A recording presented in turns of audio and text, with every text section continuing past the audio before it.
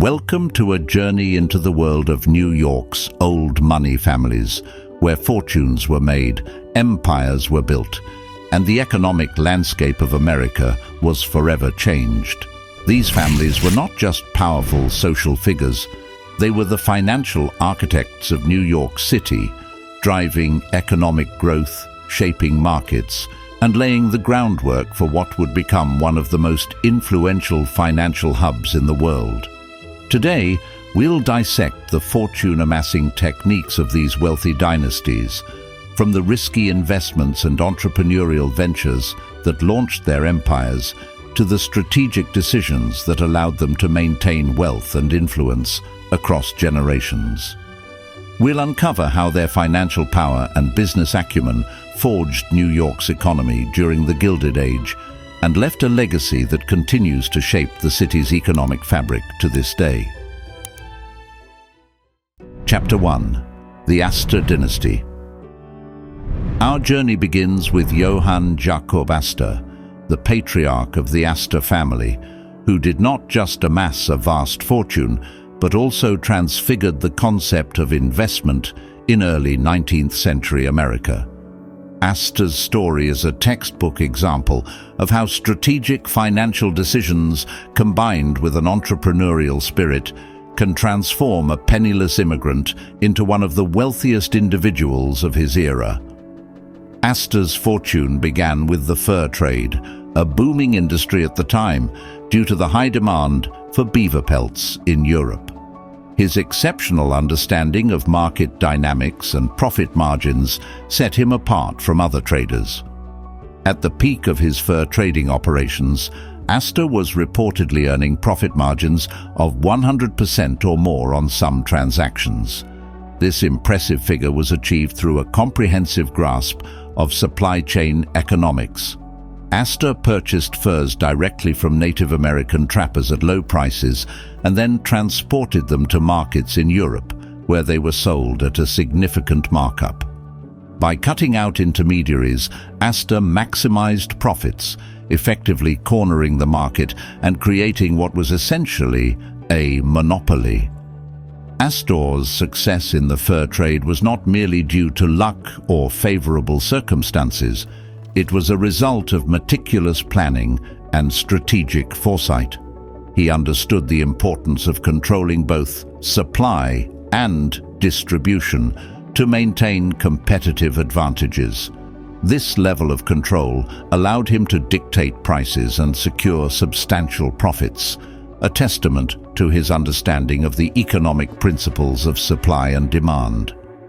At the height of his fur trading empire in the early 19th century, Astor's annual profits from this venture alone were estimated to be around $500,000, a staggering amount that would be equivalent to over $12 million today. However, Astor's real financial mastery came from his investments in New York real estate. In the early 19th century, New York City was rapidly expanding, driven by increasing immigration and economic growth. Astor saw an opportunity to capitalize on this urban expansion and shifted a significant portion of his wealth into Manhattan real estate. By the 1830s, he had begun purchasing properties for as little as 50 cents per square foot, a figure that seems almost unfathomable today. His strategy was simple but effective: buy land in underdeveloped areas and wait. As the city expanded northwards, the value of Astor's properties soared, turning these initial low-cost investments into highly valuable assets. Astor's investments in real estate were characterized by a keen understanding of market trends and demographic shifts. He recognized the potential for New York City to become a major economic hub and strategically acquired land in areas that he believed would see significant development. For example, he purchased large tracts of land in what was then considered the outskirts of the city, areas that would eventually become some of Manhattan's most valuable neighborhoods, including parts of Midtown and the Upper East Side. By the time of his death in 1848, Astor's real estate holdings were valued at over $20 million, an extraordinary sum for the time. To put this into perspective, $20 million in 1848 would be equivalent to approximately $700 million today, adjusting for inflation. This massive fortune made Astor America's first multimillionaire and set the stage for the economic growth of New York City. Astor's investments weren't just about accumulating wealth, they were about creating a legacy. His decision to invest heavily in real estate, a relatively stable asset class, demonstrated a keen understanding of market economics and risk management. While other fortunes of the era were built on volatile commodities like cotton or tobacco, Astor's diversified portfolio ensured long-term stability and growth. He understood that real estate, especially in a rapidly growing city like New York, was a sound investment that would appreciate over time, providing a steady income stream for generations to come. Beyond real estate, Astor also invested in other sectors, including the burgeoning opium trade in the early 1800s. Although this venture was morally questionable, it was highly profitable. In a single year, Astor reportedly made $200,000, a staggering amount at the time, from the opium trade, which would be equivalent to nearly $6 million today. This illustrates Astor's willingness to engage in high-risk, high-reward investments to expand his wealth. Despite the ethical implications, his involvement in the opium trade demonstrates his relentless pursuit of profit and his ability to navigate complex international markets. Astor's financial strategies were also notable for their focus on long-term wealth preservation. He was one of the first American businessmen to understand the importance of estate planning and the role of trusts in protecting family wealth. In his will, Astor established a trust for his descendants, ensuring that his fortune would be preserved and managed effectively for future generations. This action established a standard for wealth management techniques among American elites, while also shielding his riches from future legal challenges. Despite his controversial business practices, Astor was also a philanthropist who understood the economic value of education and culture. He donated substantial sums to establish the Astor Library, which later became part of the New York Public Library. His philanthropy was not just a means of giving back. It was a strategic investment in the cultural capital of New York, enhancing the city's appeal to wealthy individuals and businesses. By contributing to the development of cultural and educational institutions, Astor helped to create a more vibrant and attractive city, which in turn increased the value of his real estate holdings and boosted the overall economy. The Astor family's legacy is a testament to the power of strategic investment and economic foresight. They didn't just build wealth, they built a financial empire that shaped New York's economic landscape for generations. The Astor's approach to wealth, diversifying investments, understanding market trends, and taking calculated risks, remains relevant today, serving as a blueprint for modern investors. Their story is a reminder of the importance of adapting to changing economic conditions and seizing opportunities for growth, no matter how unconventional they may seem. The Astor family accumulated one of the largest fortunes in American history and had a significant influence on the growth of New York City through a mix of astute financial decisions, calculated charity, and a thorough grasp of market economics. Their influence can still be seen today in the enduring value of Manhattan real estate and the continued importance of New York as a global financial center.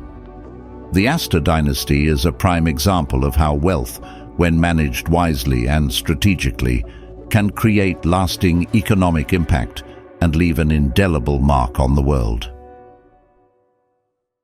Chapter 2: The Vanderbilt Empire. The Vanderbilt family's ascent to economic dominance in the 19th century is a remarkable tale of strategic investments, monopolistic practices, and the relentless pursuit of profit. Cornelius Vanderbilt, a man whose expertise in finance and business knowledge not only helped him grow one of the greatest fortunes of the time, but also modernized the American economy, is the central figure in this narrative. By focusing on railroads and shipping, Vanderbilt laid the groundwork for what would become a sprawling empire that significantly influenced the development of modern capitalism. Cornelius Vanderbilt, often referred to as the Commodore, began his business career with a modest start. With a $100 loan from his mother, an amount that would be around $2,800 today, he purchased a small sailboat and started ferrying passengers and goods between Staten Island and Manhattan. Vanderbilt quickly recognized the profit potential in the transportation business, and by his early 20s, he had expanded into steamships, which were becoming increasingly popular due to their speed and reliability. His early success in the steamship business was due to his aggressive pricing strategy and his focus on cost-cutting and efficiency. By offering faster and cheaper services than his competitors, Vanderbilt quickly established a reputation as a shrewd businessman. In the 1840s and 1850s, Vanderbilt's steamship operations were generating annual revenues of over $1 million, a staggering sum equivalent to nearly $35 million today. These revenues allowed Vanderbilt to reinvest in his business, expanding his fleet and routes. His strategy was simple yet effective: dominate the market through superior service and lower prices, then reinvest the profits to acquire more assets. By the mid-1850s, Vanderbilt's steamship empire spanned the East Coast, and his ships were a familiar sight on the Hudson River, the Long Island Sound, and beyond. But Vanderbilt's real financial breakthrough came when he shifted his focus from steamships to railroads in the late 1860s. He recognized that the future of transportation, and indeed the future of America, lay in the expansion of the railroads. Besides being quicker and more dependable than steamships for extended distance travel, railroads were also necessary for transporting raw materials and commerce over the great distances in a nation that was expanding quickly. Seeing the potential for massive profits, Vanderbilt began to buy up railroad companies, starting with the New York and Harlem Railroad in 1863. By 1867, Vanderbilt had acquired several railroads and orchestrated the merger of the New York and Harlem Railroad, the Hudson River Railroad, and the New York Central Railroad. This consolidation created one of the first major railroad networks in the United States, extending from New York City to Buffalo. The total value of these mergers exceeded $40 million at the time, which would be about $850 million today, underscoring Vanderbilt's ability to leverage his financial resources to achieve strategic goals. The creation of this integrated network allowed Vanderbilt to control the transportation of goods and passengers across a significant portion of the country, effectively giving him a monopoly over this critical infrastructure. Vanderbilt's railroad empire grew rapidly in both size and profitability. By eliminating competition and creating a unified network, Vanderbilt was able to reduce operating costs, increase efficiency, and drive up profits. By the 1870s, the New York Central Railroad alone was generating annual revenues of over $50 million, equivalent to more than $1.1 billion today. These profits were a testament to Vanderbilt's business sense and his ability to recognize and capitalize on emerging economic opportunities. A key factor in Vanderbilt's success was his understanding of economies of scale. By controlling a vast network of railroads, he was able to spread out the fixed costs of maintaining tracks, stations, and rolling stock, over a larger base of passengers and freight. This allowed him to reduce costs per unit of transportation, making his services more competitive and profitable. Moreover, Vanderbilt's control over such a large network gave him significant pricing power, allowing him to set fares and rates at levels that maximized his profits while squeezing out competitors. Vanderbilt's influence extended beyond the railroad industry. He played a crucial role in the development of the Grand Central Depot in New York City, which was the precursor to the iconic Grand Central Terminal. The construction of the depot began in 1869 and was a massive undertaking that cost over $6 million at the time, about $120 million today. The depot served as a central hub for Vanderbilt's railroad empire and spurred economic development in the surrounding area, transforming Midtown Manhattan into a bustling commercial district. Vanderbilt's railroad operations were made more efficient by Grand Central's strategic location, which also ended up raising the value of surrounding properties, many of which he owned. Despite his successes, Vanderbilt's business practices were not without controversy. His aggressive tactics, including undercutting competitors and engaging in hostile takeovers, earned him a reputation as a ruthless monopolist. In the 1870s and 1880s, the Vanderbilt family faced numerous legal challenges, including antitrust lawsuits aimed at breaking up their railroad empire. Although they managed to avoid significant legal penalties, the controversies surrounding their business practices highlighted the growing tension between wealth concentration and public interest during the Gilded Age. The Vanderbilt case became a symbol of the broader debate over the role of monopolies and the need for regulatory oversight in a rapidly industrializing economy. As the 19th century drew to a close, the Vanderbilts began to diversify their investments beyond railroads. They ventured into real estate, banking, and other industries, leveraging their immense wealth to generate new streams of income. One of their most notable investments was the construction of lavish mansions on Fifth Avenue, known as the Vanderbilt Mansions.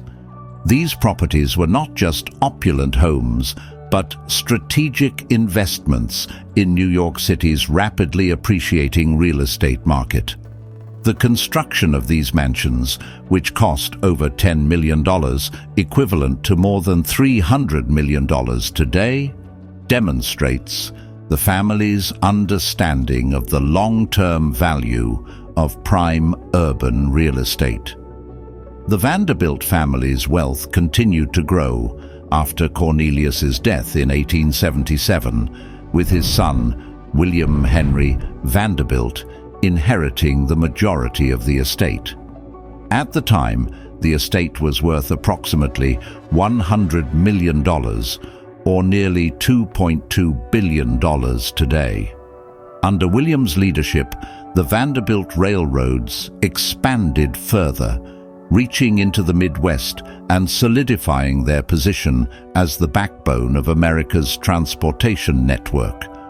By the time of his death in 1885, William Vanderbilt had more than doubled the family's fortune, leaving an estate valued at over $200 million, or about $5 billion today. The economic impact of the Vanderbilt empire extended far beyond their personal wealth. Their investments in railroads and real estate helped to fuel the economic development of New York City and the surrounding regions. The railroads they built did facilitate the movement of goods and people, but also stimulated industrial growth and urbanization. The New York Central Railroad, for example, played a critical role in the development of the Great Lakes region, helping to connect the agricultural heartland of America with the manufacturing centers of the East Coast. The economic benefits of these developments were immense, contributing to the rapid growth of cities like Chicago, Cleveland, and Detroit. By the early 20th century, the Vanderbilt family had become synonymous with wealth, power, and influence. Their ability to leverage their financial resources and business acumen to build a vast transportation empire is a testament to the transformative power of capital and entrepreneurship in the American economy. The Vanderbilt story also serves as a powerful reminder of the central role of money and finance in shaping the economic landscape of New York and the nation as a whole. The Vanderbilt legacy continues to influence the development of modern capitalism in America. They changed American living, working, and travel habits, alongside creating enormous riches through their shrewd investments in real estate, transportation, and other industries. Today, the principles of vertical integration and economies of scale, pioneered by Vanderbilt, are still central to the operations of many of the world's largest corporations, underscoring the lasting impact of his business innovations. Chapter 3. The Rockefeller Legacy. John D. Rockefeller's journey to becoming the wealthiest man in modern history is a masterclass in understanding market forces, leveraging economies of scale, and innovating within the confines of the law to maximize wealth. Rockefeller's empire, Standard Oil, didn't just dominate the oil industry, it reshaped the very fabric of American capitalism and the global economy. Rockefeller entered the oil business in 1863, when the industry was still in its infancy. By 1865, he had bought out his partners in a Cleveland refinery for $72,500, a hefty sum at the time, but a strategic move that would set the stage for his empire. This initial investment, equivalent to about $1.2 million today, was the cornerstone of Rockefeller's fortune. Standard Oil's aggressive expansion began with a focus on reducing costs and increasing efficiency. Rockefeller understood that refining oil was a high-volume, low-margin business, and his goal was to make Standard Oil the most efficient and cost-effective refinery in the industry. By 1870, the company's output had reached 1,500 barrels per day. This production level allowed Rockefeller to negotiate favorable shipping rates with railroads, cutting costs by as much as 50%. This move pushed out rivals who were unable to yield comparable arrangements, while simultaneously increasing profit margins. By 1872, Rockefeller had embarked on an aggressive campaign to consolidate the oil industry under Standard Oil. Known as the Cleveland Massacre, this series of acquisitions resulted in Standard Oil buying out 22 of its 26 Cleveland competitors, often at a fraction of their value. For instance, some businesses were purchased for as little as $15,000, investments that would soon pay back many times over as Standard Oil expanded its market share. From 1870 to 1880, Standard Oil's output increased from 1,500 to 12,000 barrels per day, and its market share of U.S. oil refining climbed to 90%. By 1880, Standard Oil was processing 29 million barrels of oil annually. During this period, the company's profits soared. In 1880 alone, Standard Oil's profits were reported to be around $10 million, a staggering amount at the time, roughly equivalent to $300 million today. Rockefeller's influence extended beyond oil production. He revolutionized the industry through vertical integration, controlling every aspect of the business, from extraction and refining to distribution and sales. This approach ensured that Standard Oil could dictate prices and maintain high profit margins. By controlling transportation and storage, Rockefeller minimized costs and maximized efficiency, further solidifying his monopoly. In 1882, Rockefeller created the Standard Oil Trust, which consolidated all of Standard Oil's operations under a single umbrella, effectively creating one of the world's first multinational corporations. The trust's creation allowed Rockefeller to centralize control and streamline operations, leading to unprecedented economic efficiency and profits. By the mid-1880s, Standard Oil's net worth had reached approximately $200 million, a sum that would exceed $5 billion today. Rockefeller's business practices had profound economic implications. His monopoly on the oil industry drove prices down for consumers, but it also stifled competition, prompting calls for regulatory reform. The antitrust movement, which gained momentum in the late 19th century, was largely a response to Rockefeller's business practices and the economic power he wielded.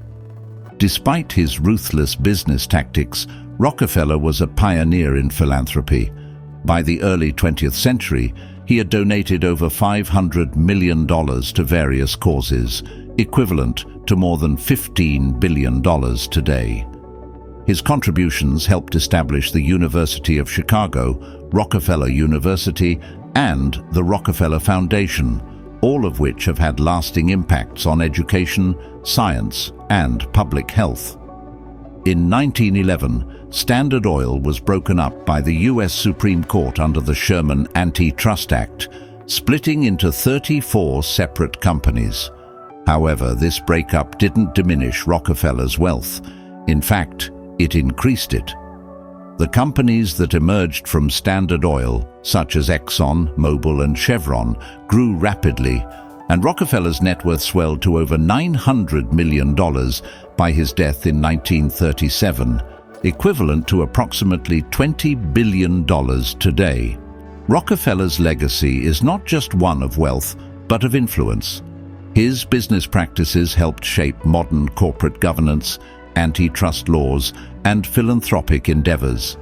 His ability to understand and manipulate market forces, invest strategically, and innovate within the framework of the law set a standard for future capitalists and solidified his place as one of the most economically impactful figures in history. Chapter 4. The Morgan Dynasty. As the Rockefeller Empire reshaped the oil industry, John Pierpont Morgan exerted immense influence over American finance and corporate strategy. J.P. Morgan's name became synonymous with banking, wealth, and power, symbolizing the consolidation and control of capital during the late 19th and early 20th centuries. Morgan's financial career began in earnest after the Civil War. By the 1870s, he was already a force in the world of finance, with a sharp eye for undervalued assets and a talent for rescuing failing businesses. His first major move came in 1869, when he arranged the merger of the New York Central and Hudson River Railroads. Through this agreement, Morgan was positioned as a major participant in the developing railroad sector, while saving these railroads from financial collapse. The consolidation created a powerful entity that dominated transportation along the eastern seaboard, setting the stage for Morgan's future ventures. Throughout the 1870s and 1880s, Morgan orchestrated a series of high-profile mergers and acquisitions that reshaped the American economy. His strategy was simple: consolidate to eliminate competition and create efficiency.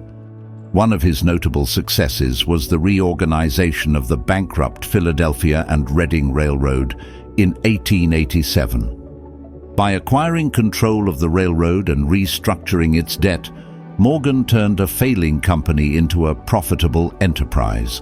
The reorganization alone generated substantial returns for his firm, J.P. Morgan and Company, with profits estimated at around $3 million. A staggering sum at the time, equivalent to nearly $90 million today.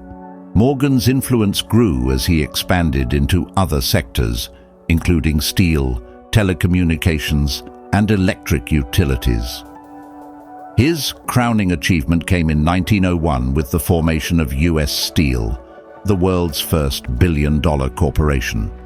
By consolidating Carnegie Steel with several other steel companies, Morgan created an industrial giant that controlled over 60% of the U.S. steel market. The deal, valued at $492 million in stock and $122 million in bonds, represented a massive financial transaction for the time, with a total valuation of over $14 billion in today's dollars. The creation of U.S. Steel exemplified Morgan's belief in the power of scale and efficiency, principles that would come to define American capitalism, or some also call it modern slavery. Beyond his work in industrial consolidation, Morgan was a central figure in the development of the American banking system. He played a pivotal role in stabilizing the economy during periods of financial crisis, using his personal wealth and influence to support struggling institutions.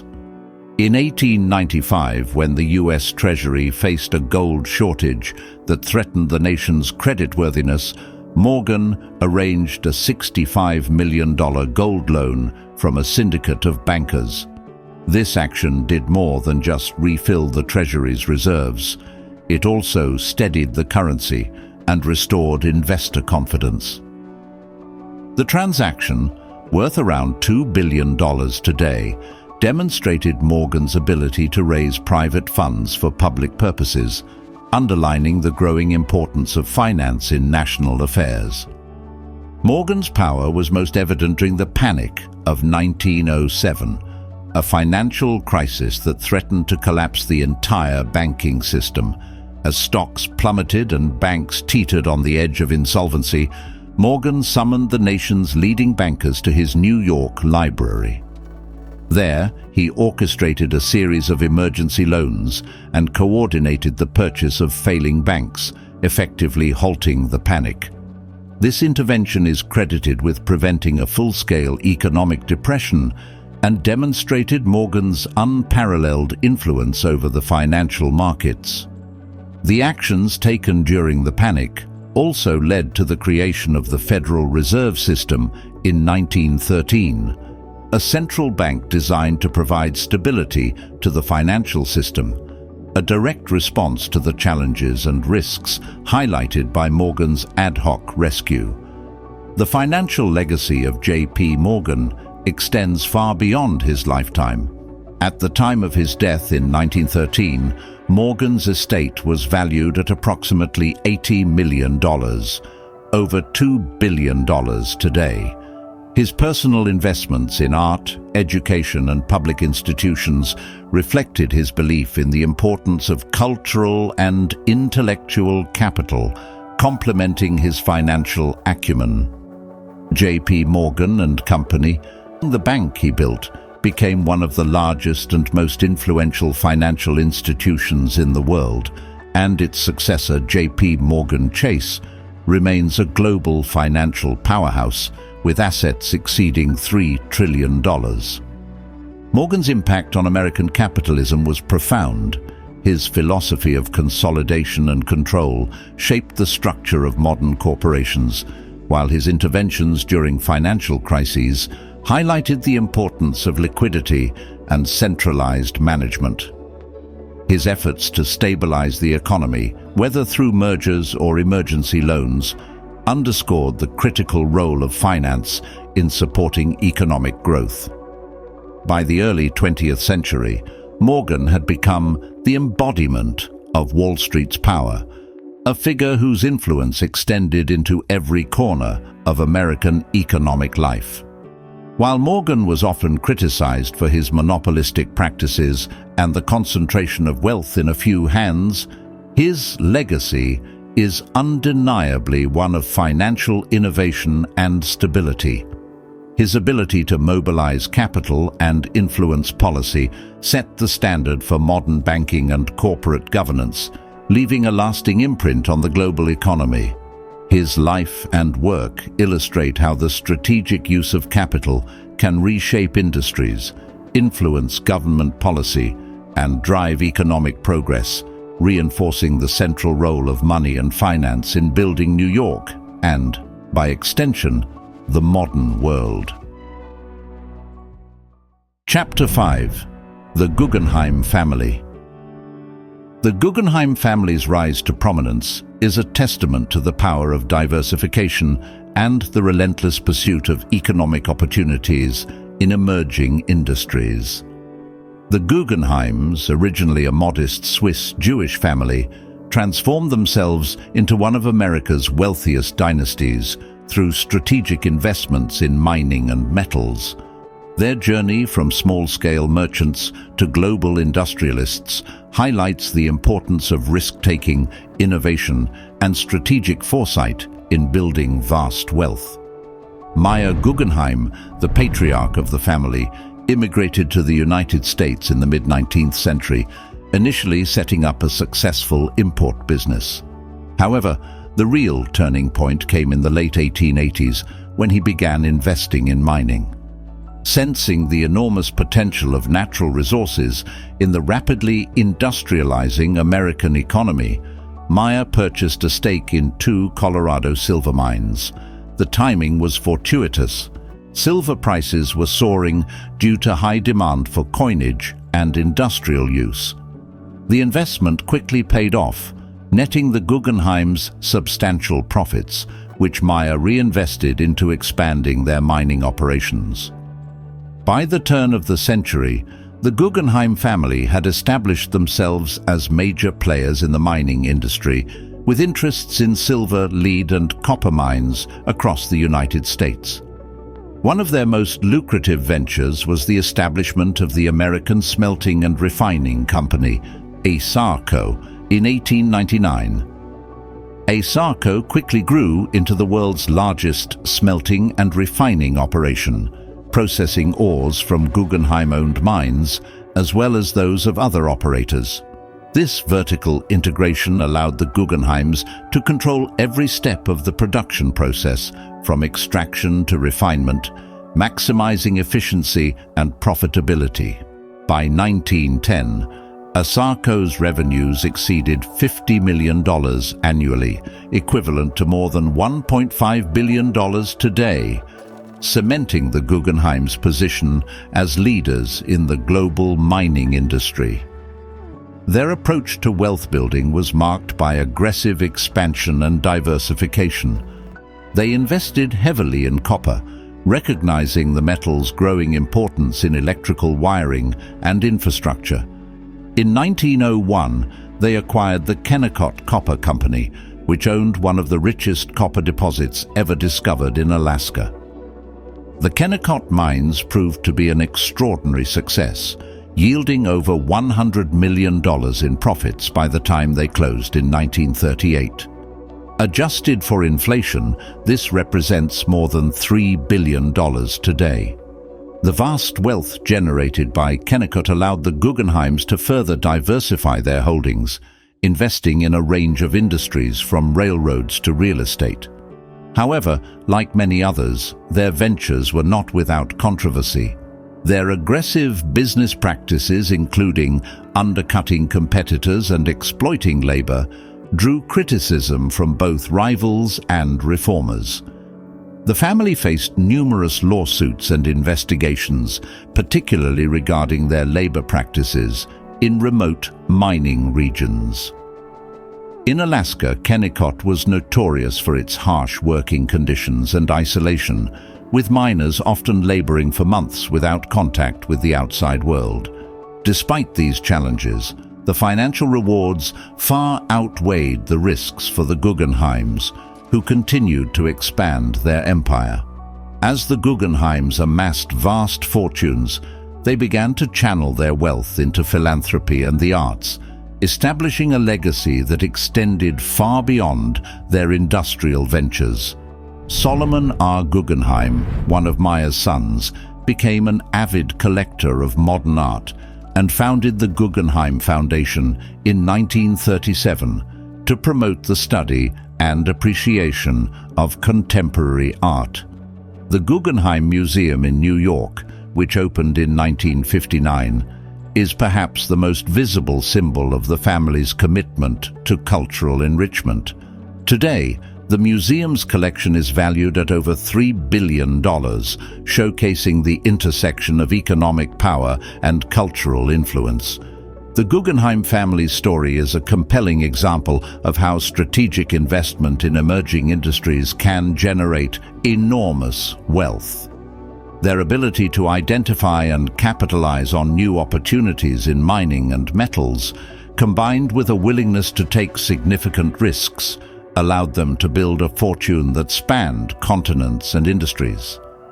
By the early 20th century, the Guggenheims had become synonymous with both financial success and cultural patronage, embodying the dual role of economic power and social influence. Financially, the Guggenheim's legacy continues to reverberate through the companies they built and the industries they shaped. Asarco and Kennecott, despite numerous changes in ownership and structure, remain influential players in the global mining sector. The principles of vertical integration and diversification pioneered by the Guggenheims have become standard practice in the mining industry, guiding the strategies of countless companies seeking to maximize profitability and control.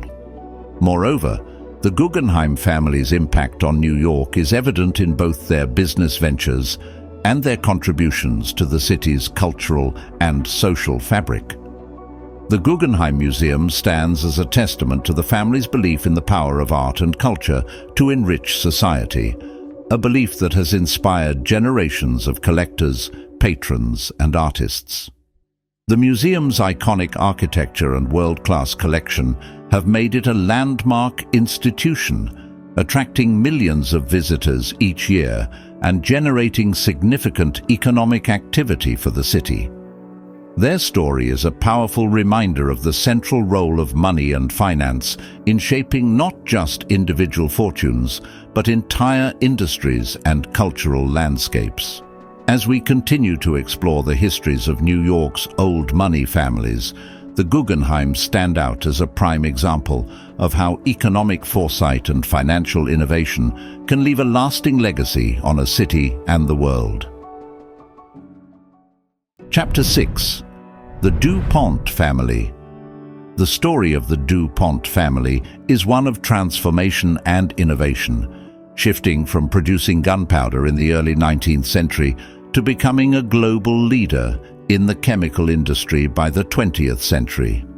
Their journey is marked by significant economic contributions, pioneering industrial practices, and the creation of wealth on a massive scale. Unlike many of their peers who concentrated their fortunes in New York, the DuPonts built their empire primarily in Delaware, but their influence extended to the financial and industrial hubs of New York and beyond.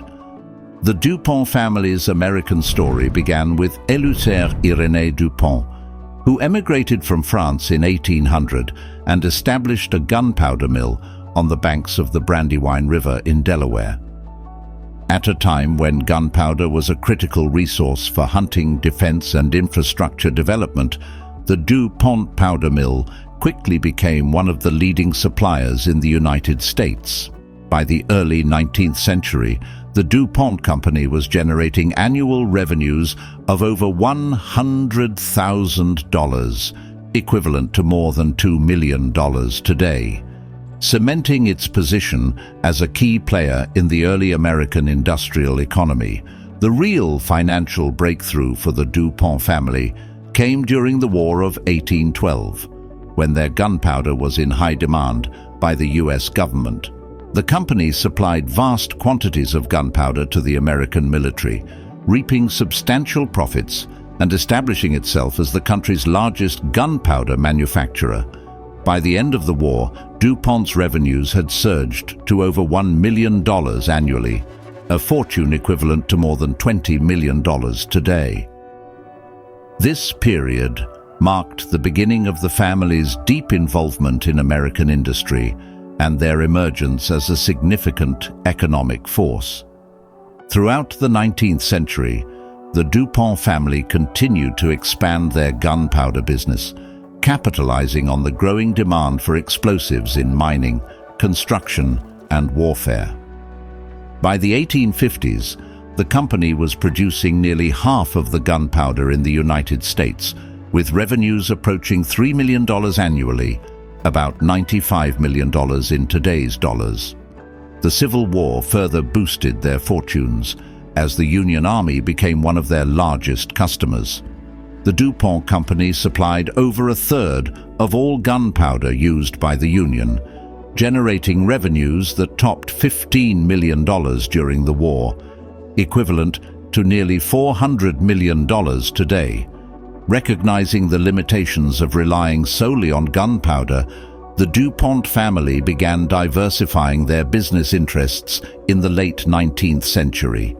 In 1902, three of Eleuthère Irénée's great-grandsons, Alfred Francis DuPont, T. Coleman DuPont, and Pierre S. DuPont, purchased the company from their older relatives and initiated a transformation that would take the company beyond explosives. Under their leadership, the company invested heavily in research and development, pioneering new products and technologies that would drive future growth. A pivotal moment came in 1907 when DuPont scientists developed a new type of smokeless powder for military use. This innovation revolutionized the company's product line and significantly increased its profitability. By the outbreak of World War I, DuPont was one of the world's leading producers of munitions, supplying nearly 40% of the Allied forces' explosives. The financial impact was enormous. Between 1914 and 1918, DuPont's revenues soared from $25 million to over $250 million annually, equivalent to nearly $4 billion today. The profits generated during this period provided the capital needed to diversify further and expand into new markets. Following World War I, the DuPont family turned their attention to the burgeoning chemical industry, recognizing the potential for growth in this sector. They made substantial investments in the development of new chemical products, including synthetic materials like nylon, neoprene, and Teflon. These innovations had far-reaching economic implications, not just for the DuPont company, but for the broader American economy. Nylon, for example, became a crucial material for the textile industry, while Teflon revolutionized cookware and industrial applications. By the mid-20th century, DuPont had become one of the largest chemical companies in the world, with annual revenues exceeding $1 billion, about $15 billion today. The DuPont family's ability to adapt to changing economic conditions and invest in new technologies was a key factor in their success. Their commitment to innovation was evident in their establishment of one of the first corporate research laboratories in the United States, where they employed hundreds of scientists to develop new products and processes. Focusing on research and development, DuPont fueled its growth while positioning itself as a leader in the chemical industry, driving advancements that would shape the modern world. The economic impact of the DuPont family extended beyond their company's success. They were major investors in infrastructure projects, such as the construction of highways and bridges, which facilitated the expansion of America's transportation network. T. Coleman DuPont, for instance, funded the construction of the DuPont Highway in Delaware, one of the first major highways in the United States. This project, which cost over $4 million, equivalent to about $120 million today, was a significant contribution to the state's economic development, promoting trade and commerce in the region. Despite their achievements, the DuPont family faced numerous challenges, including regulatory scrutiny and legal battles. In 1912, the U.S. government filed an antitrust lawsuit against DuPont. accusing the company of monopolizing the explosives industry. The case resulted in the breakup of DuPont's explosives business, forcing the company to sell off some of its assets. However, this setback did not deter the DuPonts from pursuing new opportunities. Instead, it prompted them to accelerate their diversification efforts, leading to their expansion into the chemical industry and other sectors. As the 20th century progressed, the DuPont family's influence continued to grow. They played a key role in the development of the modern chemical industry, driving innovations that transformed manufacturing, agriculture, and consumer products. Their ability to anticipate market trends and invest in new technologies ensured the company's long-term success and solidified the DuPont family's place among America's wealthiest and most influential industrialists. Today, the legacy of the DuPont family can be seen in the many products and technologies that have become integral to everyday life. From synthetic fibers and plastics to agricultural chemicals and pharmaceuticals, the innovations pioneered by DuPont scientists have had a profound impact on the global economy. The family's success in building a diversified industrial empire is a testament to their vision, resilience, and commitment to innovation, qualities that continue to inspire entrepreneurs and business leaders around the world. Chapter 7. The Mellon Dynasty. The Mellon family, whose influence and wealth have left an indelible mark on both the financial sector and American industry, offers a fascinating study in strategic investment, risk management, and wealth accumulation. The Mellons are a prime example of how a family's financial plan can transform regional fortunes into a national economic powerhouse, with effects still felt in today's economic landscape. The Mellon dynasty began with Thomas Mellon, who immigrated to the United States from Ireland in 1818. Initially trained as a lawyer, Mellon quickly recognized the burgeoning opportunities in Pittsburgh, Pennsylvania, a city on the cusp of becoming an industrial giant due to its rich natural resources and strategic location. In 1869, he founded T. Mellon and Sons Bank, which would become the cornerstone of the Mellon family fortune. Thomas Mellon's early investments were heavily focused on real estate and the growing steel industry, both of which were experiencing rapid expansion in the late 19th century. Thomas Mellon's investment philosophy was rooted in a deep understanding of risk and return. His decision to focus on industries that were essential to America's industrialization, such as steel, coal, and oil, demonstrated a keen awareness of the economic trends of his time. By 1880, T. Mellon and Sons Bank had grown substantially, holding assets worth over $5 million, an enormous sum for a regional bank at the time, equivalent to about $140 million today.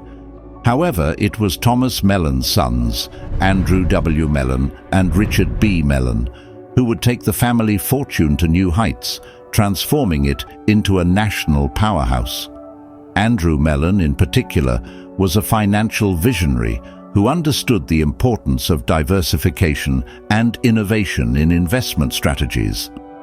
Under his leadership, the family's investments expanded into a wide array of sectors, including oil, aluminum, and finance, paving the way for the Mellon name to become synonymous with industrial wealth and banking expertise.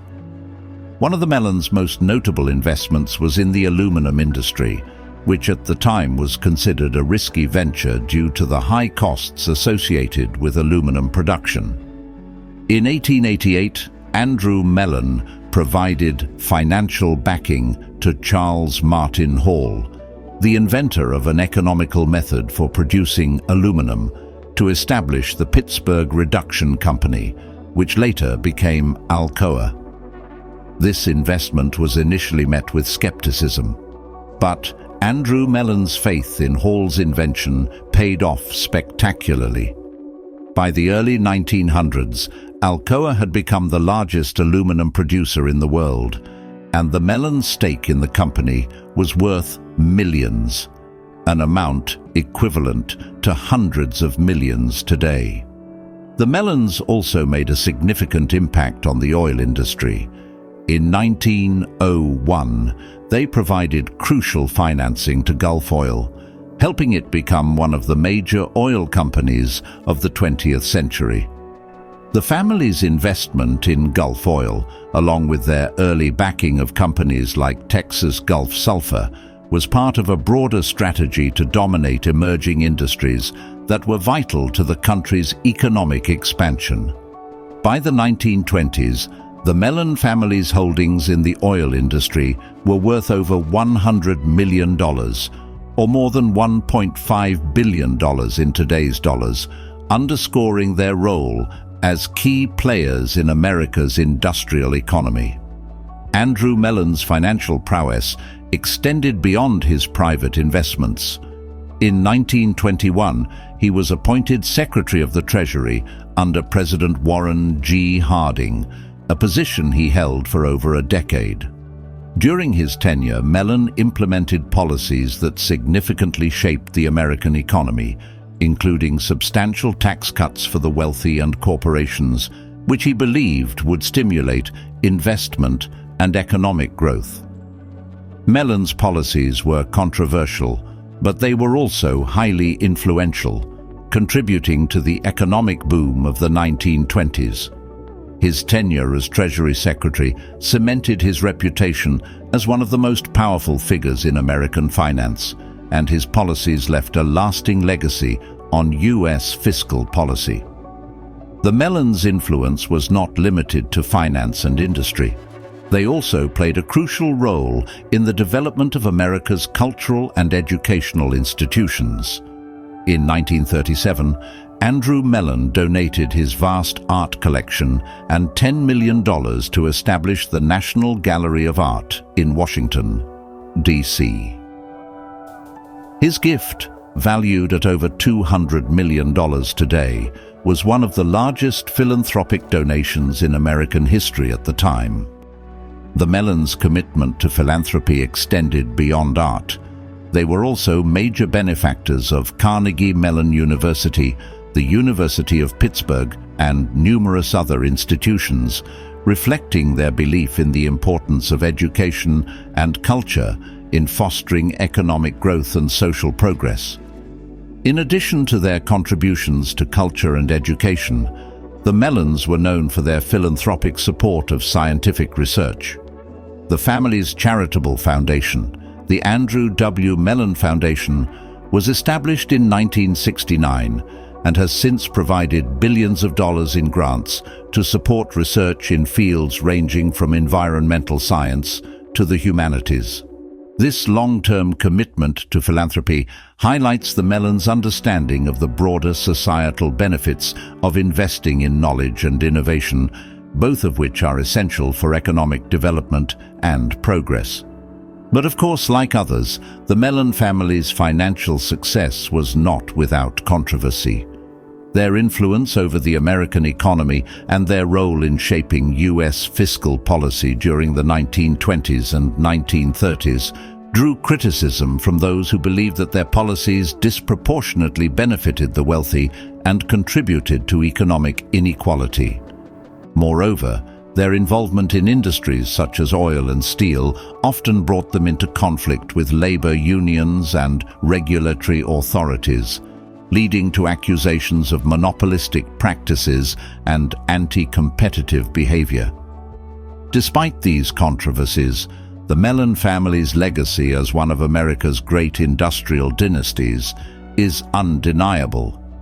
Their story is a testament to the power of strategic investment, risk management, and diversification in building and preserving wealth.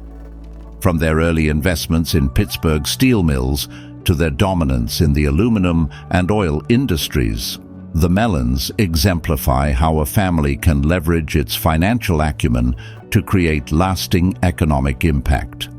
Today, the Mellon family's influence can still be felt in the institutions they helped to build and the industries they shaped. Their investments in sectors such as finance, energy, and manufacturing laid the foundation for much of America's economic development in the 20th century, and their commitment to philanthropy continues to benefit society at large. Chapter 8. The Duke Family. The Duke family's rise to prominence in the American economic landscape is a classic example of how industrial investment and strategic foresight can propel a family from modest beginnings to the heights of national influence. Their journey from the tobacco fields of North Carolina to becoming major players in the American economy demonstrates the transformative power of entrepreneurial vision and financial strategy. The Duke family's wealth began with Washington Duke, who established a small tobacco business in the 1860s. At that time, the tobacco industry was a burgeoning sector, and Duke recognized the potential for growth.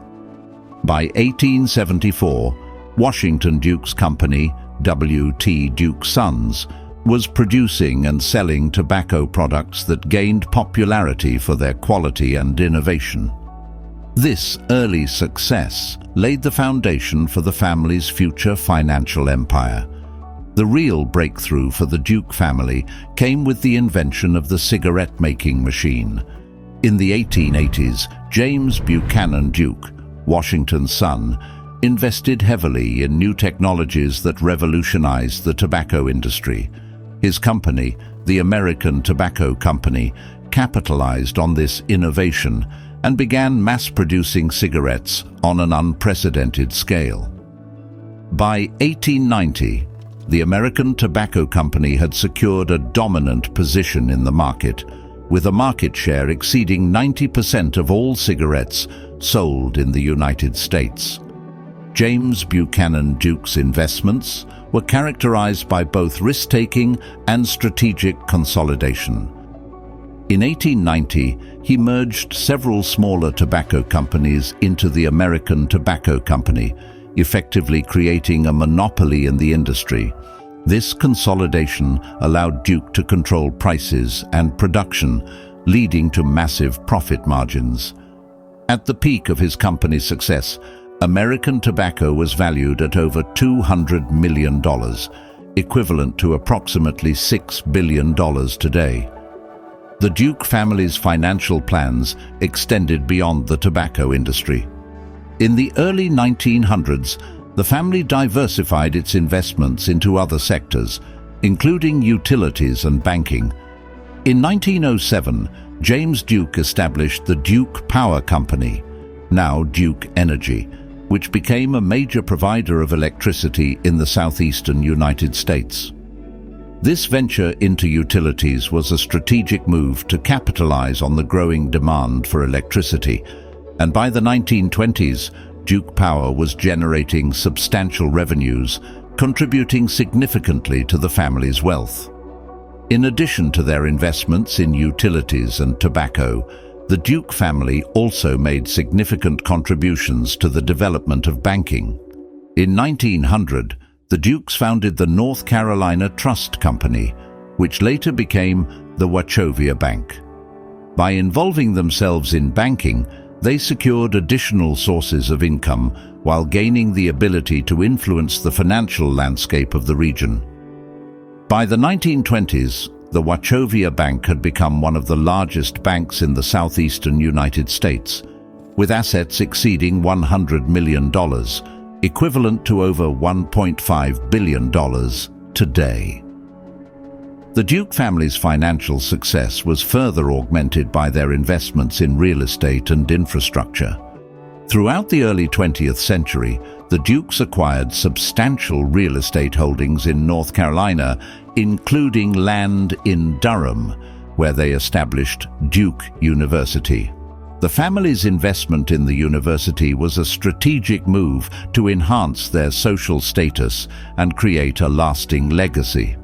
The establishment of Duke University in 1924, with an initial endowment of $40 million, equivalent to over $600 million today, marked a significant milestone in the family's history.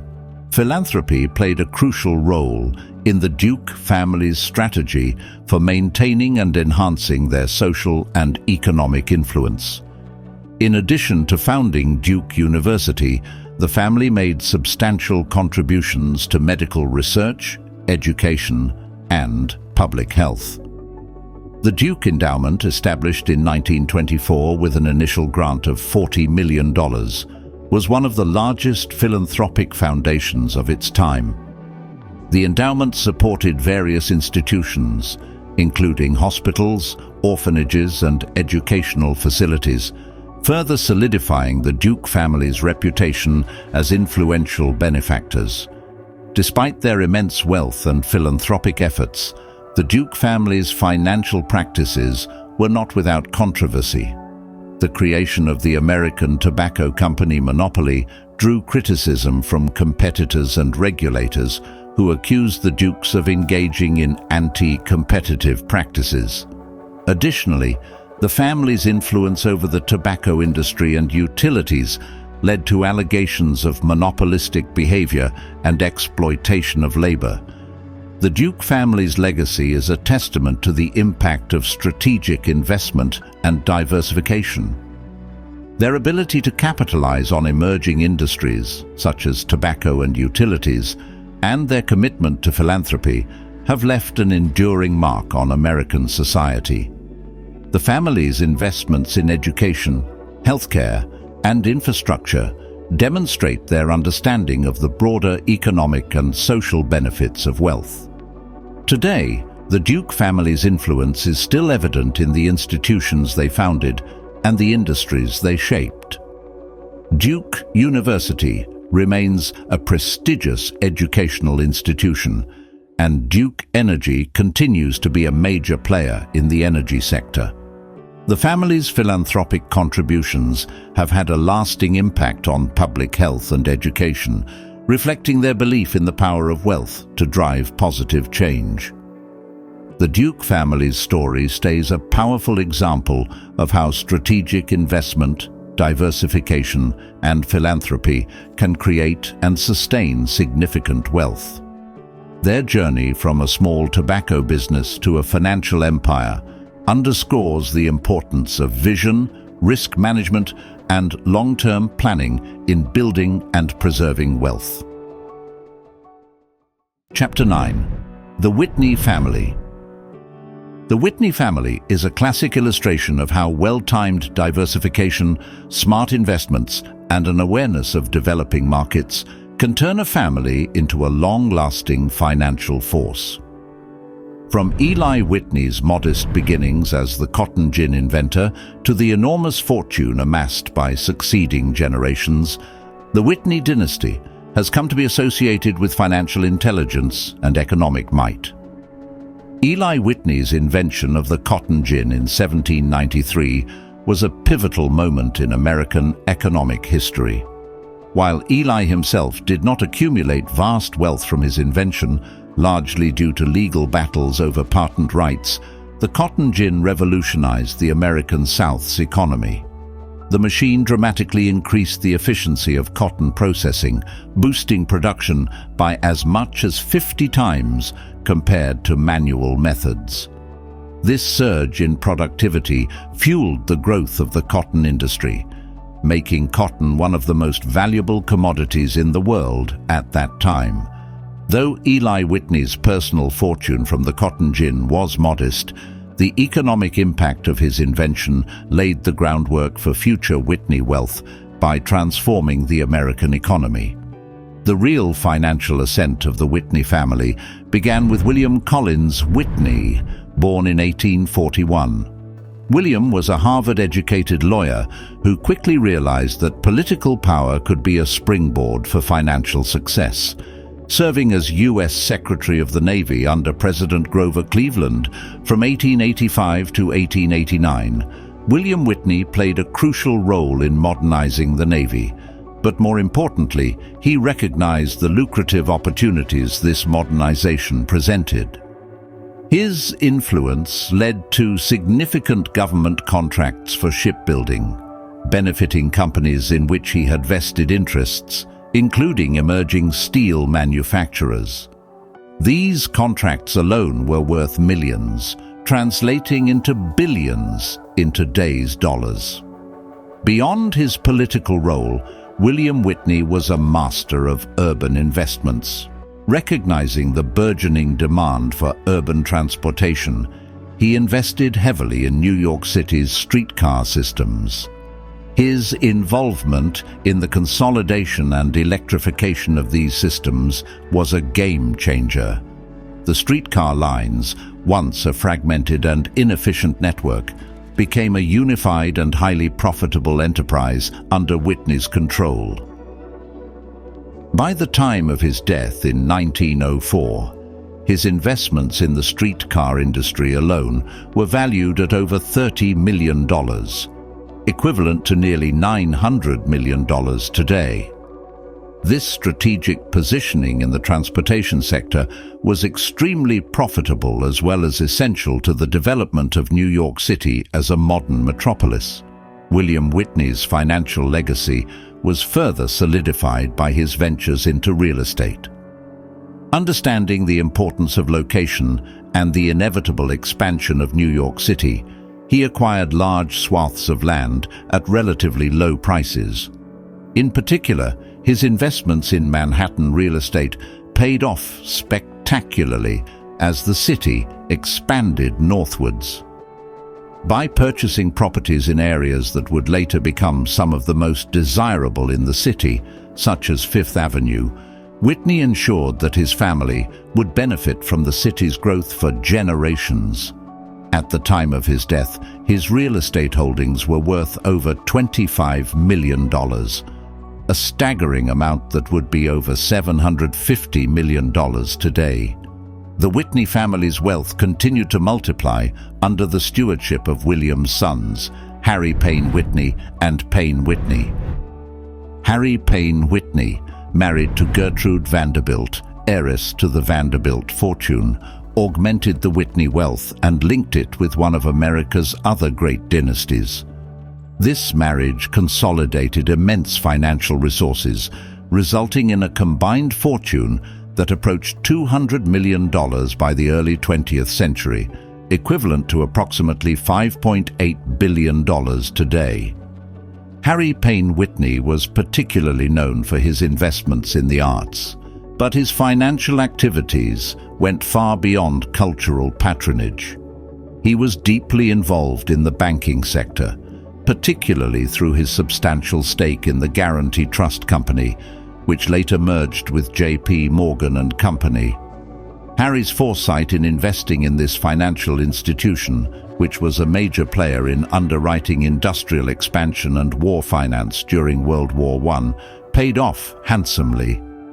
By the 1920s, his holdings in banking and other financial enterprises were valued at over $50 million, around $1.5 billion in today's terms. Meanwhile, Payne Whitney, Harry's brother, expanded the family's wealth through savvy investments in the burgeoning oil industry. His stake in the Standard Oil Company, which was split into multiple companies following antitrust rulings, became a significant source of income for the Whitney family. By strategically holding shares in these successor companies, Payne Whitney ensured that the family's wealth would continue to grow as the global demand for oil surged in the 20th century. His investments in the oil sector alone were valued at over $75 million by the time of his death in 1927, equivalent to more than $2.2 billion today. The Whitney family's influence extended beyond mere accumulation of wealth. They were also key players in shaping economic policy and public opinion. Their investments in the media, including major stakes in newspapers and publishing houses, allowed them to influence public discourse and protect their financial interests. By the mid-20th century, the Whitney family controlled assets worth hundreds of millions of dollars, strategically distributed across industries such as finance, oil, real estate, and transportation. Their diversified portfolio was a testament to their economic foresight and their ability to navigate the volatile financial landscapes of the 19th and 20th centuries. John Hay Whitney, one of the most prominent members of the family in the mid-20th century, further expanded the Whitney financial empire.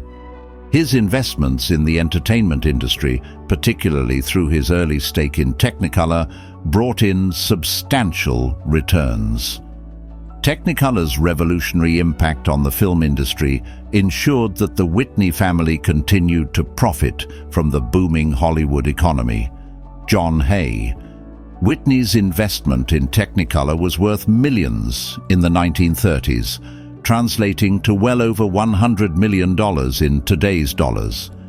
Additionally, his leadership in the New York Herald Tribune and his diplomatic roles allowed him to merge financial power with political influence, a combination that solidified the Whitney family's status as one of America's leading dynasties.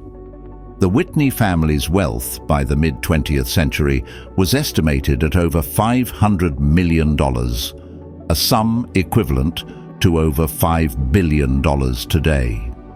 This immense fortune was not just a product of inheritance, but of strategic investment, diversification, and an unerring ability to foresee economic trends.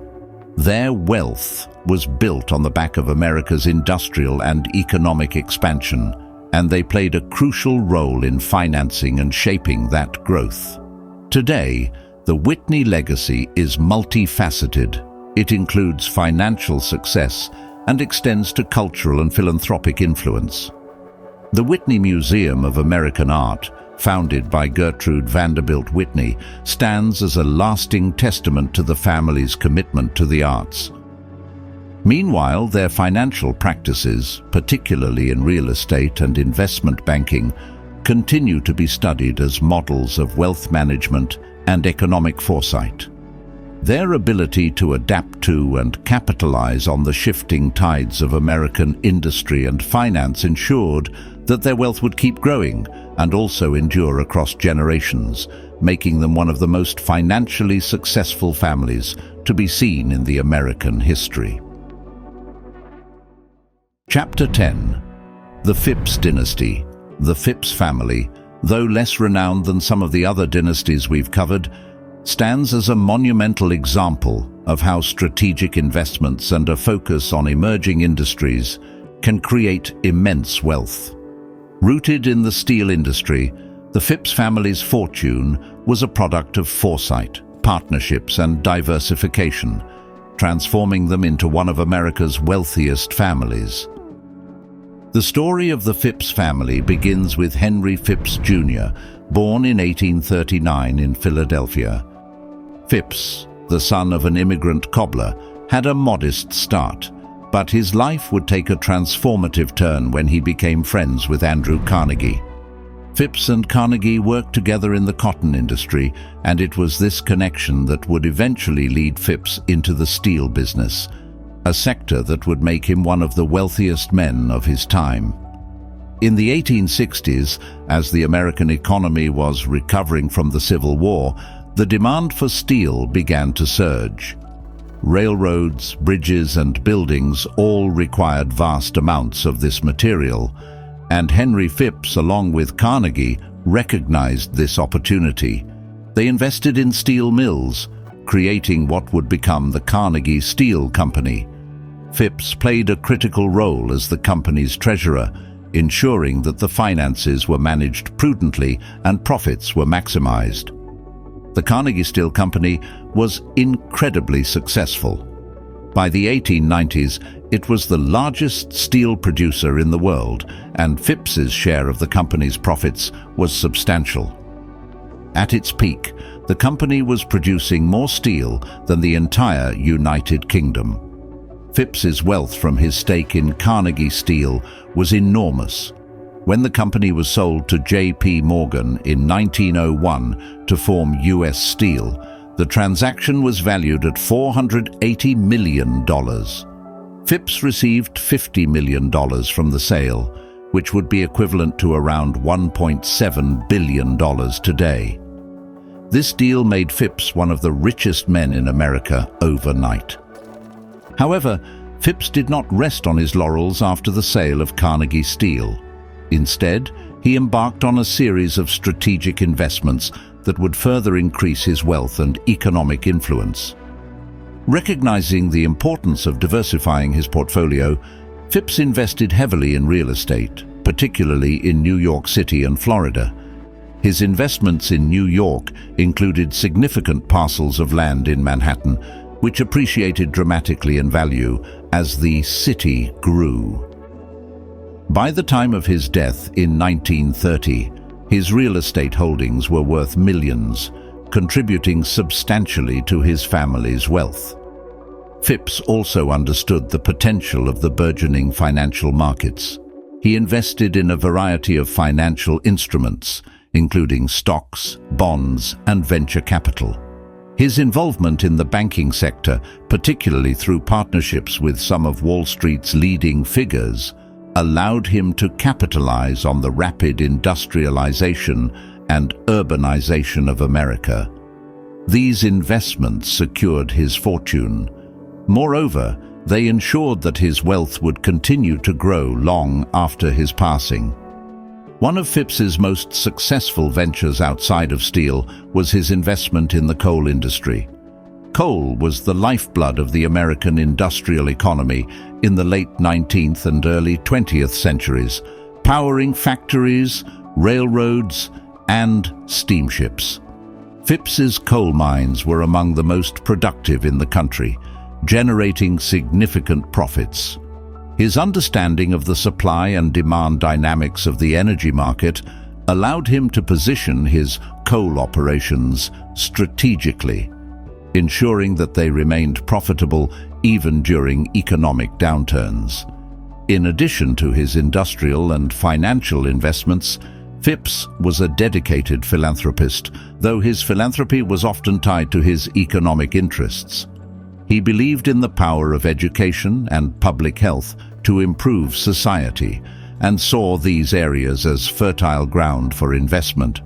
Phipps donated millions of dollars to create institutions such as the Henry Phipps Institute for the Study and Treatment of Tuberculosis in Philadelphia, which addressed a critical public health issue, as well as reinforced his family's legacy as benevolent and forward-thinking. Phipps's investments in real estate, finance, and coal ensured that his family remained wealthy long after his death.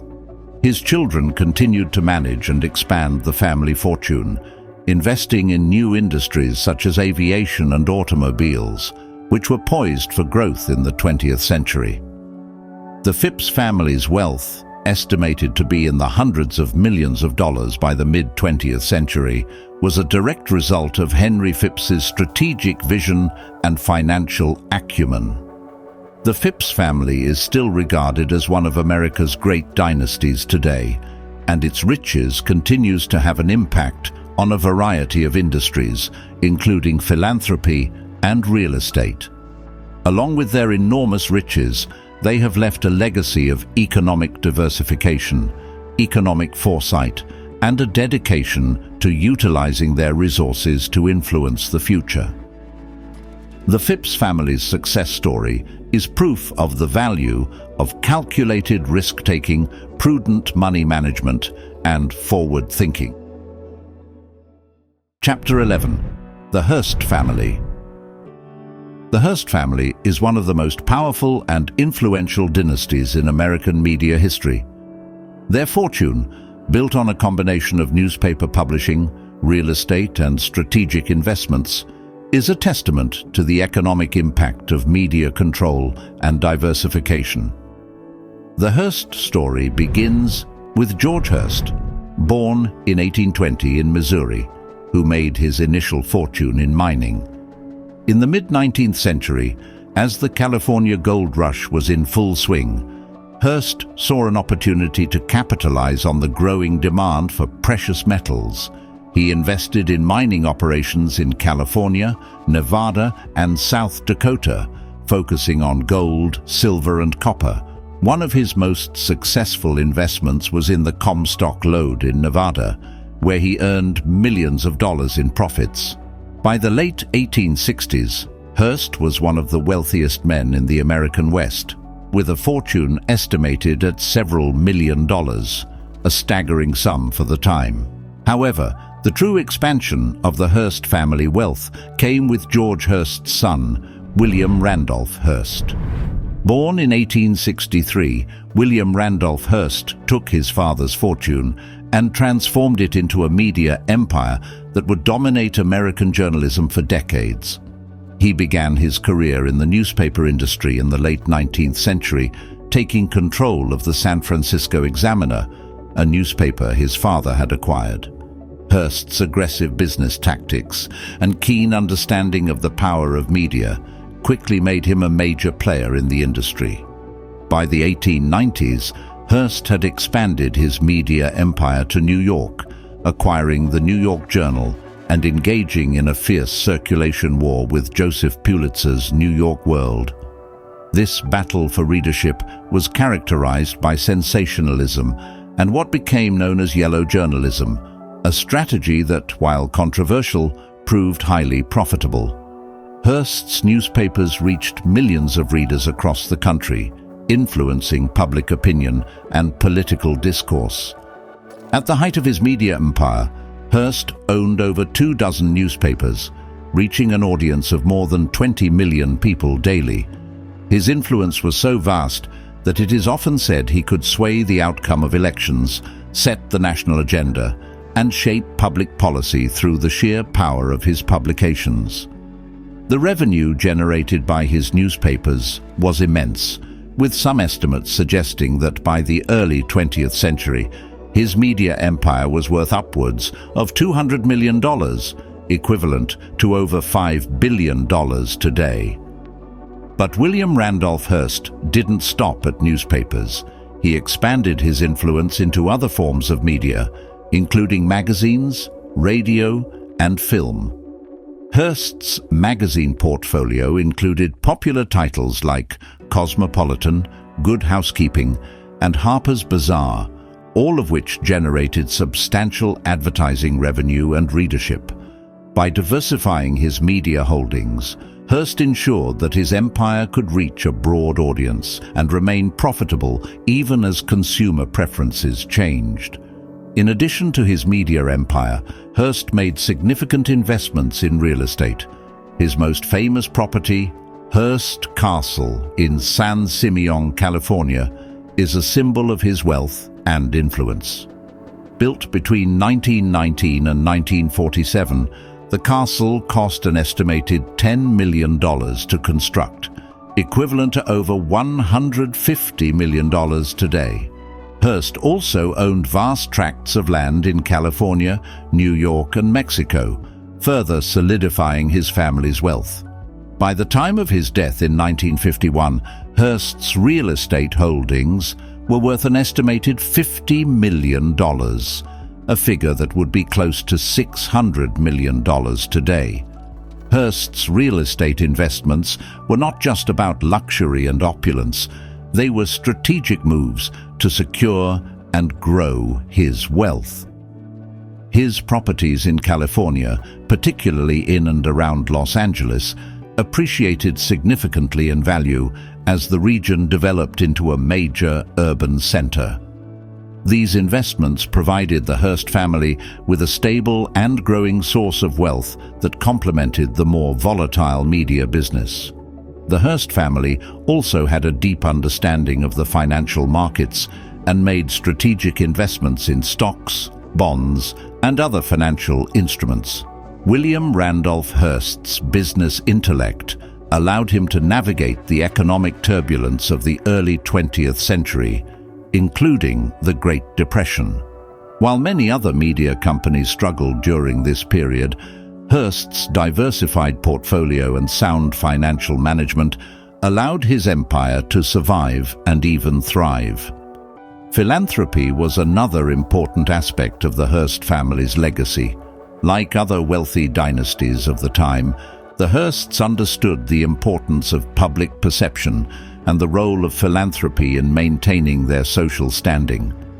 The family donated millions of dollars to educational institutions, museums, and public libraries. William Randolph Hearst, in particular, was a major benefactor of the University of California, Berkeley, where he established several scholarships and funded the construction of buildings. The Hearst family's wealth and influence continue to this day. The Hearst Corporation, which controls a significant portion of the family's assets, remains one of the largest media companies in the world, with annual revenues exceeding $10 billion. The company's holdings include newspapers, magazines, television networks, and digital media platforms, making it a major player in the global media landscape. In addition to their media holdings, the Hearst family maintains a significant presence in real estate and finance, with a portfolio that includes some of the most valuable properties in New York City and beyond. The family's wealth, estimated at several $billion, is a testament to the enduring impact of William Randolph Hearst's vision and business strategies. Chapter 12: The Roosevelt Empire. The Roosevelt family is one of the most storied and economically influential dynasties in American history, with roots tracing back to the early Dutch settlers of New Amsterdam, modern-day New York City, in the 17th century. The Roosevelts rose to prominence not just through political power, but through strategic investments, land acquisitions, and their involvement in banking and business. This chapter delves into the economic might of the Roosevelt family, focusing on their financial achievements and the lasting impact of their wealth on American society. The Roosevelt family's ascent began in the 18th century with the arrival of Klaas Martensen van Roosevelt in New Amsterdam, modern-day New York City. Klaas, a Dutch immigrant, was a landholder and trader who laid the groundwork for the family's future prosperity. However, it was Isaac Roosevelt, born in 1726, who significantly expanded the family's wealth through his involvement in the sugar refining industry. Isaac's success in this lucrative business allowed the Roosevelt family to amass considerable wealth during the colonial period. By the time of the American Revolution, the Roosevelts were well-established landowners and business people in New York, with assets valued at tens of thousands of pounds, a substantial fortune at the time. In the 19th century, the Roosevelt family continued to grow their wealth through strategic investments in real estate and banking. Cornelius Roosevelt, born in 1794, was a prominent businessman and one of the wealthiest men in New York City. He expanded the family's fortune through investments in real estate, banking, and the glass industry. Cornelius's real estate holdings were particularly noteworthy, as he purchased large tracts of land in Manhattan when the city was still developing. These properties, bought for relatively modest sums, appreciated significantly in value as New York City expanded northward. By the time of his death in 1871, Cornelius Roosevelt's estate was valued at approximately $2 million, a fortune that would be worth over $40 million today. The financial prowess of the Roosevelt family was not limited to real estate. They were also deeply involved in the banking industry, with James Roosevelt First, born in 1828, playing a crucial role in the family's financial empire. James was a prominent banker and businessman who served as vice president of the Chemical Bank of New York, one of the oldest and most powerful banks in the United States. Under his leadership, the bank grew significantly, and James was able to leverage his position to expand the family's wealth. By the late 19th century, the Roosevelt family had firmly established themselves as one of New York's leading financial dynasties, with assets totaling millions of dollars. In addition to their success in banking and real estate, The Roosevelt family also made significant investments in the railroad industry during the 19th century. Railroads were the backbone of the American economy at the time, and the Roosevelts wisely invested in this burgeoning industry. Their investments in railroad stocks and bonds provided them with substantial returns, further augmenting their wealth. By the turn of the 20th century, the Roosevelt family had diversified their portfolio to include holdings in various industries, including railroads, banking, real estate, and manufacturing. This diversification ensured the family's financial stability and allowed them to weather economic downturns, such as the Panic of 1873 and the Panic of 1893, with minimal impact on their wealth. The Roosevelt family's influence extended beyond their financial success. They were also known for their political power, with two members of the family, Theodore Roosevelt and Franklin D. Roosevelt, serving as presidents of the United States.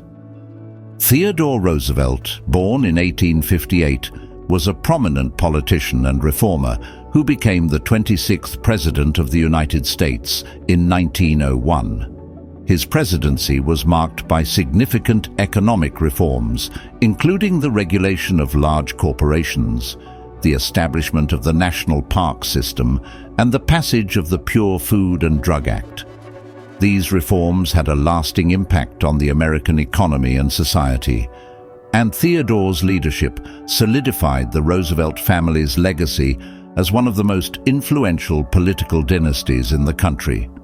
Franklin D. Roosevelt, born in 1882, was another key figure in the family's history. He served as the 32nd President of the United States from 1933 to 1945, leading the country through the Great Depression and World War II. Franklin's New Deal programs, which aimed to stimulate economic recovery and provide relief to the unemployed, transformed the American economy and expanded the role of the federal government in managing economic affairs. These programs included large-scale public works projects, financial reforms, and social welfare initiatives that had a profound impact on the American economy and society. Franklin's leadership during these challenging times further cemented the Roosevelt family's place in history as one of America's most important and influential dynasties. Despite their political achievements, the Roosevelt family never lost sight of their financial interests. They continued to invest in real estate, banking, and other industries throughout the 20th century, ensuring that their wealth continued to grow. By the mid-20th century, the Roosevelt family's assets were estimated to be worth tens of millions of dollars, with extensive holdings in real estate, banking, and other investments. This financial acumen allowed the Roosevelts to maintain their position as one of America's wealthiest and most powerful families for generations. The Roosevelt family's success can be attributed to their strategic investments, diversification, and ability to adapt to changing economic conditions. In addition to being astute business people, they were also astute politicians who saw the value of leveraging their fortune to impact public policy and rewrite the narrative of American history. This combination of financial and political power made the Roosevelts a dominant force in American society for over a century. Today, the Roosevelt family is remembered both for their political achievements and for their contributions to the American economy. Their investments in real estate, banking, and industry helped to shape the economic landscape of New York City and the United States as a whole. The Roosevelts' legacy is a testament to the power of strategic investment, diversification, and the ability to leverage wealth for both financial gain and political influence. In examining the Roosevelt family's history, it becomes clear that their success was not merely a product of their political power, but also of their business cesne. They understood the importance of building and maintaining wealth through smart investments and diversification, and they used their resources to influence the economic and political direction of the country. Chapter 13. The Lehman Family. Even though the Lehman family is not as well known as some of their peers, they were instrumental in determining the direction of American finance. The Lehman family's legacy in the financial industry is one of aspiration, creativity, and economic power that profoundly impacted the U.S. economy. The Lehman family's American journey began with Henry Lehman, a German immigrant who arrived in the United States in 1844. Settling in Montgomery, Alabama, Henry opened a modest dry goods store, marking the humble beginnings of what would become a financial empire. The store was soon joined by his brothers, Emanuel and Mayer, and was renamed Lehman Brothers in 1850. The brothers quickly expanded their operations by venturing into the cotton trade, a sector that was the cornerstone of the Southern economy at the time. Recognizing the immense value of cotton as not just a commodity, but as a currency in the antebellum South, the Lehman Brothers positioned themselves as key intermediaries in the cotton supply chain. Their firm provided financing to cotton growers in exchange for raw cotton, which they then sold to textile mills in the North and Europe. By the 1850s, Lehman Brothers was handling millions of dollars in cotton transactions annually, generating substantial profits. To put this into perspective, the firm's annual profits from cotton trading alone were estimated to be in the range of $1 million to $2 million, a staggering sum for the time, equivalent to approximately $30 million to $60 million today. As the Civil War devastated the Southern economy, the Lehman Brothers made a strategic decision to relocate their operations to New York City in 1868. This move marked the beginning of Lehman Brothers' transformation from a regional trading firm into a global financial powerhouse. In New York, the Lehman family recognized the burgeoning opportunities in banking and investment, particularly in the rapidly expanding railroad industry. Railroads were the lifeblood of the American economy in the late 19th century, and Lehman Brothers was at the forefront of financing their expansion. The firm underwrote securities for several major railroad companies, raising millions of dollars to fund the construction of railroads across the United States. This involvement in the railroad industry generated substantial profits for Lehman Brothers. By the 1870s, the firm was earning annual revenues of $2 million to $3 million from its railroad investments, equivalent to $50 million to $75 million today. Lehman Brothers' influence continued to grow as they diversified their investments beyond railroads. The firm became a pioneer in the development of venture capital, providing critical funding to emerging industries such as manufacturing, utilities, and retail. Notable among their ventures was the financing of Sears, Roebuck, and Company, logically, which would become one of the largest retailers in the world. The firm's investment in Sears helped to transform it into a retail giant, generating profits that contributed to Lehman Brothers' burgeoning wealth. By the early 20th century, Lehman Brothers had established itself as a dominant force in the financial sector, with a portfolio that included investments in some of the most significant industries of the era. The firm's assets were valued in the tens of millions of dollars, and their influence extended across the American economy. In 1920, Lehman Brothers was involved in underwriting and managing over $1 billion in securities, an amount equivalent to approximately $13 billion today. The Lehman family's success was not just about accumulating wealth, but about their ability to adapt to changing economic conditions. During the Great Depression, when many financial institutions collapsed, Lehman Brothers managed to survive by focusing on conservative investments and maintaining a diversified portfolio.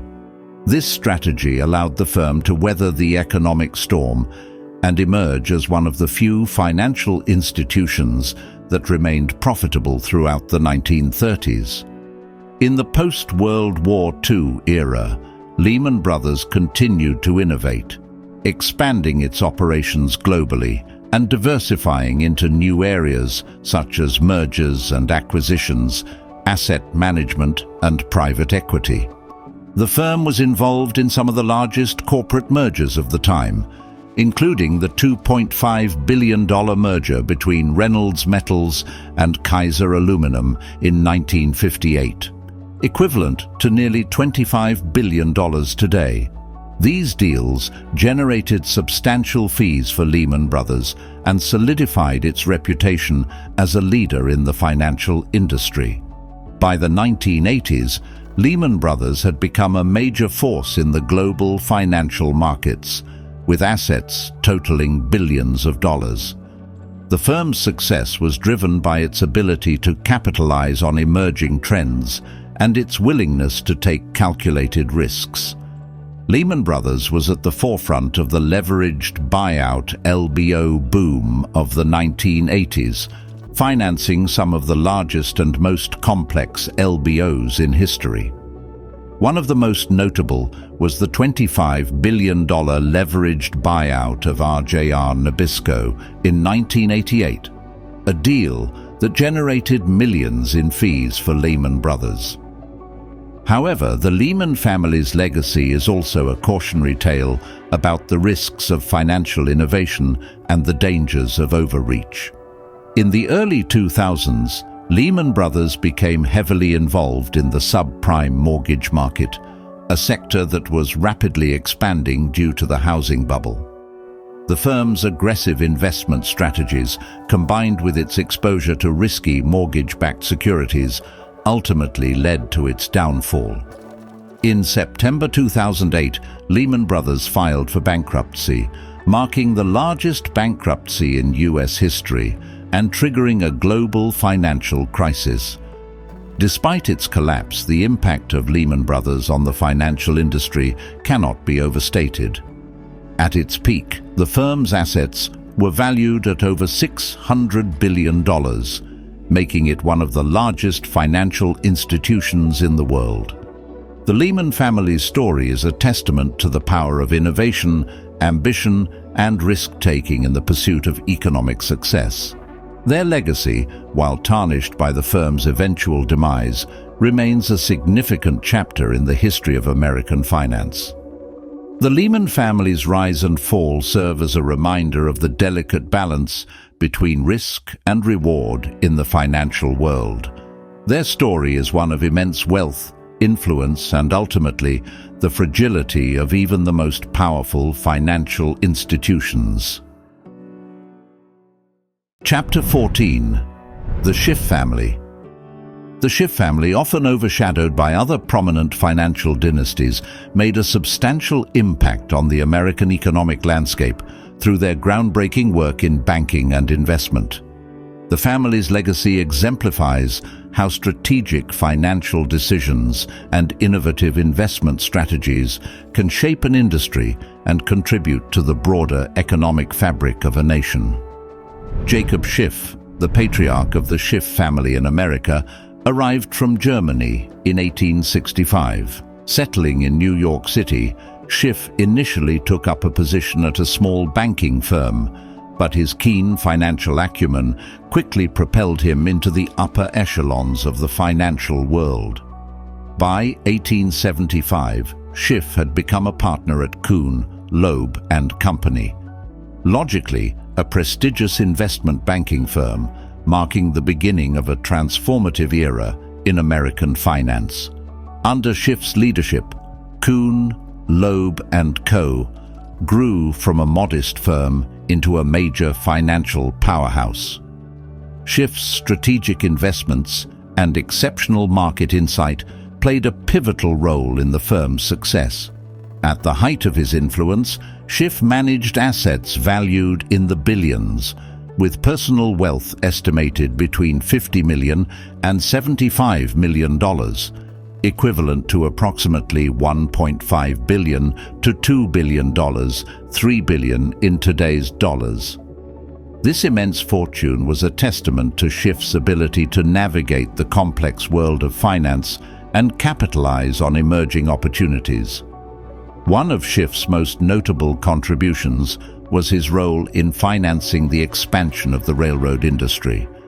In the late 19th and early 20th centuries, railroads were critical to the American economy, facilitating the movement of goods and people across the country. Schiff recognized the potential of this sector and played a crucial role in underwriting securities for several major railroad companies. The investments facilitated by Kuhn, Loeb and Company amounted to hundreds of millions of dollars, with some of the largest transactions involving sums as high as $100 million, equivalent to approximately $3 billion today. These investments not only generated substantial profits for the firm, but also supported the rapid expansion of America's rail network. Schiff's influence extended beyond railroads into other key industries.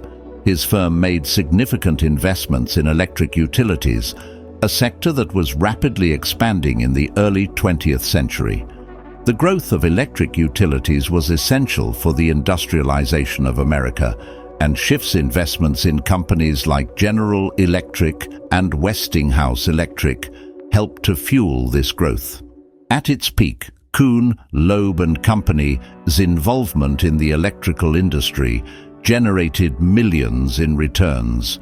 For example, an investment in General Electric in the early 1900s could have been worth around $50 million, a figure that represents a considerable return on investment given the company's subsequent growth.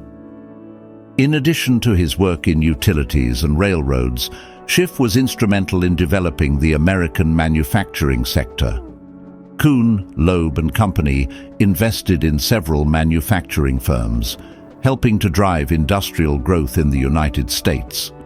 Schiff's strategic investments in companies such as U.S. Steel and Bethlehem Steel were pivotal in advancing the American steel industry, which was crucial for building infrastructure and supporting economic development.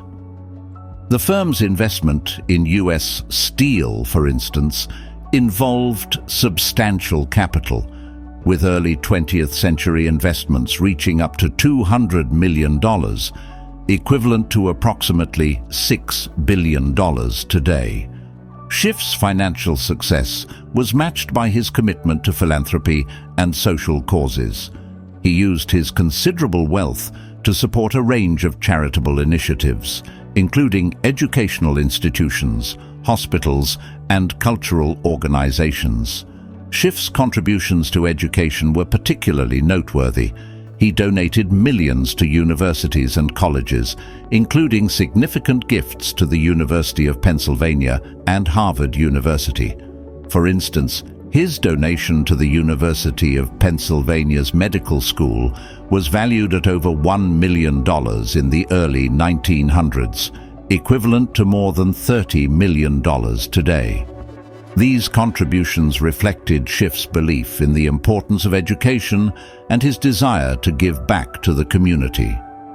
Schiff's philanthropic efforts also extended to social causes.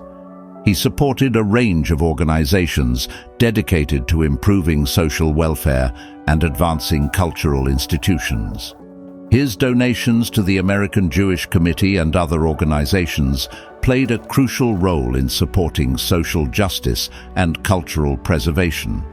Schiff's commitment to philanthropy was not just about giving money, it was about making a meaningful impact on society and fostering positive change. The Schiff family's influence continued through subsequent generations. Jacob Schiff's children and grandchildren carried on his legacy, maintaining the family's prominence in the financial world. Mortimer Schiff, Jacob's son, became a notable banker and philanthropist in his own right. He was involved in various financial ventures and continued the family's tradition of supporting educational and cultural institutions. The story of the Schiff family is a testament to the power of strategic investment and financial innovation in shaping the American economy. Their contributions to key industries, including railroads, utilities, and manufacturing, were instrumental in driving economic growth and development. Additionally, their philanthropic efforts had a lasting impact on education and social causes, reflecting the family's commitment to using their wealth for the betterment of society. As one of the lesser-known but influential financial dynasties, the Schiff family's legacy offers valuable insights into the dynamics of investment and philanthropy. As we've journeyed through the lives and legacies of New York's old money families, from the Astors to the Schiffs, we've witnessed the birth of modern American capitalism. These families weren't just wealthy, they were visionaries who shaped the very foundation of New York's, and indeed America's, economic landscape. But perhaps the most enduring lesson from these dynasties is the delicate balance between wealth accumulation and social responsibility. Their philanthropic efforts in education, culture, and social welfare continue to benefit society long after their fortunes were made. As we reflect on these financial titans, we're challenged to consider the role of wealth and power in shaping our world. How can today's entrepreneurs and investors learn from the strategic foresight of the Astors or the innovative spirit of the Schiffs? How do we balance the pursuit of profit with social responsibility in our modern era? The story of New York's old money families is more than a tale of vast fortunes. It's a chronicle of America's economic evolution, a testament to the power of vision and strategy, and a reminder of the lasting impact one generation's decisions can have on the future. As we close this chapter of New York's financial history, we're left to ponder: what will be our generation's legacy? How will our economic decisions today shape the world of tomorrow? Thank you for joining us on this journey through the voyage of American wealth. Hit that subscribe button for more captivating stories of old money, power, and the shaping of America's economic landscape. We'll be bringing you more in-depth documentaries on other influential dynasties, their rise to power, and the lasting legacies they've left behind.